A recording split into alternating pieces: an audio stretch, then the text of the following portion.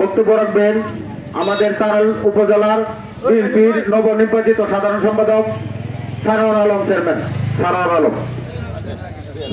বিসমিল্লাহির রহমানির রহিম। আজকে পঞ্চগ্রাম জিয়া সিটি সংসদ এর অর্থ সম্পাদক আব্দুল হক ভাইয়ের মৃত্যুতে তার স্মরণ সভা ও আলোচনা সভায় উপস্থিত আছেন সম্মানিত সভাপতি মহোদয়, সম্মানিত জওয়ান ইউনিয়ন বিএনপির সংগ্রামী সভাপতি জাকারিয়া খান পল্টু ভাই, তারাল উপজেলা বিএনপির সাবেক ছাত্র বিষয়ক সম্পাদক সামির হোসেন সাক্ষী মহোদয়, যুবদলের সাংগঠনিক অভিভাবক তারাল উপজেলা উমর ফারুক, সাংস্কৃতিক দলের আতিকুর রহমতি, কিশোরগঞ্জ মৎস্যজীবী দলের সাংগঠনিক সম্পাদক সেকান্দর ভাই সহ অনেক নেতৃবৃন্দ, নাম বলতে গেলে সময় প্রয়োজন, সকল নেতৃবৃন্দ, বিশেষ করে তৃণমূলের প্রাণ সম্মানিত সুধীজন, আসসালামু আলাইকুম।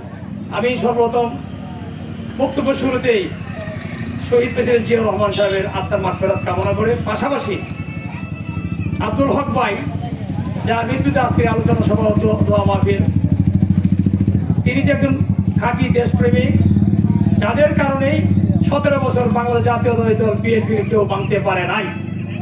আর এর পূর্বে এই সংসদের আরেকজন অত্যন্ত জনপ্রিয় ব্যক্তি ছিলেন শহীদ ভাই, তিনিও কিন্তু মৃত্যুবরণ করেছে কিছুদিন আগে, কিছুদিন পূর্বে। আমি সবাইকে একটা কথা বলবো, আসুন আমরা এই তৃণমূলকে স্মরণ করি। যদি তৃণমূল সাথে না থাকে, আমরা যে যত বড় নেতাই হই না কেন, আমাদের পায়ের তলায় মাটি কিন্তু থাকবে না। আজকের এই আয়োজনকে কেন্দ্র করে আমি ধন্যবাদ জানাই তারাল উপজেলা বিএনপির পক্ষ থেকে। আজকের এই অনুষ্ঠানের প্রধান অতিথি হিসেবে থাকার কথা ছিল আমাদের তারাল উপজেলার অবিসংবাদিত, যিনি সকলের প্রিয় মুখ, জনাব সর্বশরীর মহাজন সংগ্রামী সভাপতি। উনি ব্যক্তিগত কাজে সিঙ্গাপুর থাকায় উনি অনুপস্থিত, সবাইকে সালাম জানিয়েছেন। আমি আপনাদেরকে একটা কথা বলতে চাই, এই শহীদ জিয়া স্মৃতি সংসদ যেদিন বাংলাদেশে কোথাও বিএনপির নাম নিতে পারতো না, কোথাও বিএনপির কোনো আওয়াজ থাকতো না, এই সেই ক্লাবে বসে আমরা কিন্তু মাঝে মধ্যে এসে দীর্ঘশ্বাস ফেলতে পারতাম। সেই সংগঠনের উপরে, সেই ক্লাবের উপরে যারা যেভাবে কিছুদিন পরে কৌতর্কিত হামলা চালিয়েছে, কারো যদি কোনো ব্যক্তিগত কারো ক্ষোভ থাকে, ওইটা তার বাড়িতে থাকবে, ওইটা তার সমাজে থাকবে, ওইটা তার পরিবারে থাকবে, ওইটা তার গ্রামে থাকবে। কিন্তু এই সংগঠনের সামনে এসে যদি আর কোনোদিন কেউ যদি কোনো রক্ত চক্ষু দেখাতে চান, তার চোখ কিন্তু চলে যাবে অন্য জায়গায়, সাবধান করে দেওয়া। আমি চাই এই সংগঠনগুলি সবাই বেঁচে থাকুন, এই সংগঠন পিছিয়ে থেকে সবাই সুন্দর মতে সবাই মিলেমিশে বাংলাদেশ জাতীয়তাবাদী দলকে এগিয়ে নিয়ে যাব। এবং আপনাদেরকে আশ্বস্ত করতে চাই, তারাল উপজেলা বিএনপির অলিতে গলিতে ইনশাআল্লাহ কার্যক্রম শুরু হয়েছে।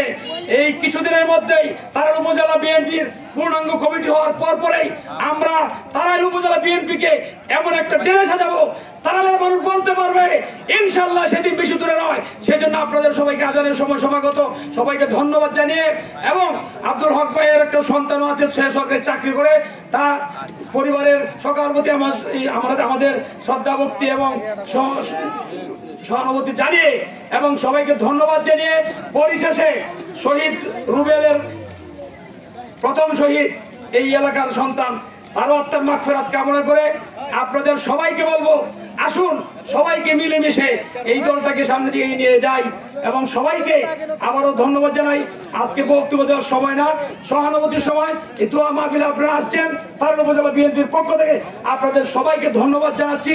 পাশাপাশি আপনাদেরকে বলবো, আপনারা ঐক্যবদ্ধ থাকুন, ইনশাআল্লাহ অচিরেই এই তৃণমূল ব্যক্তিবর্গের যে দোয়া, তৃণমূল ব্যক্তিবর্গের যে সহযোগিতা, যাদের কারণে আজকে দলটা এইভাবে বেঁচে আছে, তাদের জন্য অবশ্যই আমরা স্মরণ রাখবো। আর আজকে বিশেষ করে এই শহীদের আত্মার মাগফিরাত, শহীদ ভাই সহ, আব্দুল হক ভাই সহ, শহীদ রুবেল ভাই সহ সবাই যদি আত্মার মাগফিরাত কামনা করে, সবাই ভালো থাকবেন, সুস্থ থাকবেন, সবার জন্য শুভকামনা রইল। আল্লাহ হাফেজ। বাংলাদেশ জিন্দাবাদ, বাংলাদেশ জাতীয়তাবাদী দল জিন্দাবাদ, দেশনেত্রী বেগম খালেদা জিন্দাবাদ, তারুণ্যের অহংকার তারেক রহমান জিন্দাবাদ, ডক্টর ওসমান ফারুক সাহেব জিন্দাবাদ।